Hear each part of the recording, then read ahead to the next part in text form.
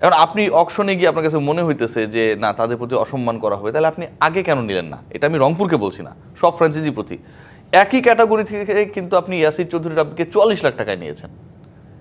ইয়াসির চৌধুরী রাব্বি কোন বিবেচনায় মাহমুদুল্লাহ রিয়াদ মুশফিকুর রহিমের থেকে বেশি নির্ভরযোগ্য, বেশি এক্সপেরিয়েন্সড, বেশি গুরুত্বপূর্ণ, বেশি অ্যাট্রাকটিভ? কোন বিবেচনায় আপনি ইয়াসির চৌধুরী রাব্বিকে নেবেন 44 লাখ টাকায়, একই ক্যাটাগরি থেকে আপনি না, ফিরে যাওয়ার কিছু নাই। মানে যেহেতু আপনি রেসপেক্টের কথা বলছেন, দে আর রেসপেক্টফুল ক্রিকেটার, সো আমরা তার ক্যাটাগরি নামাবো না।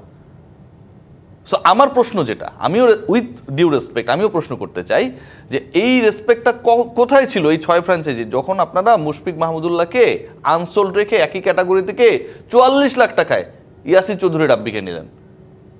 আপনি আমাকে বোঝান, আপনি একই ক্যাটাগরি থেকে ইয়াসির চৌধুরী রাব্বিকে তাকে ডিসরেসপেক্ট করতেছি না, 44 লাখ টাকা সে হয়তো ডিজার্ভ করে। সানবিট সব দিবে সামাল, সানবিট ম্যাজিক প্রেস ডিশওয়াশিং এর মাথা ঘোরানো সলিউশন। তাহলে তো মুশফিক মাহমুদুল্লাহ যেহেতু এত রেসপেক্টফুল, এত এক্সপিরিয়েন্স, এত গুরুত্বপূর্ণ, এত ভার্সেটাইল, তাদেরকেও তো আপনি তখনই নিতে পারতেন। আপনার তো সেই অপশনটা ছিল, তারা তো আনসোল্ড, আপনি তখন নেন নাই। তখন আপনি ইয়াসির চৌধুরী রাব্বির মতো ক্রিকেটারকে ঠিকই পারচেস করেছেন তার বেস প্রাইজের থেকে আরও প্লাস করে, আর মুশফিক মাহমুদুল্লাহর বেস প্রাইজের থেকে নিচের ধাপে নেমে যেত, তখন আপনার কাছে মনে হলো দে আর রেসপেক্টফুল। আমার কাছে এটা কন্ট্রাডিক্টরি মনে হয়।